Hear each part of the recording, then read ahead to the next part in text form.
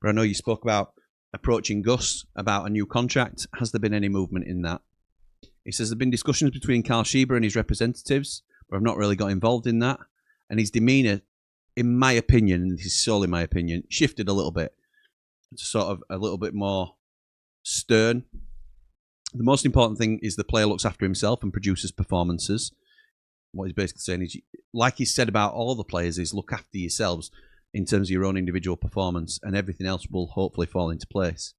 He says if you do that, you put yourself in a strong position, whether that's here, elsewhere, or whatever comes next. He says it's exactly what Pat did. He put himself in the driving seat by performing in training, off the bench, and when he started.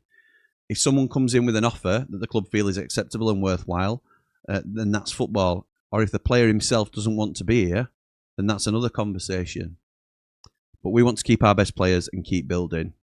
The squad now, in many ways, is in a better place than when we first walked through the door. That, and I don't want to paraphrase because again, it's a summary. When Wilder's talking like that, I love the fact that he's so open. We know he's cagey with the way he says certain things, but he's also, I don't think he's a liar, and you can often read him because of how passionate he is and just his character in general. That said to me, and this is my opinion rather than knowing anything about it. As I say, you don't ask any questions; they won't tell you no lies.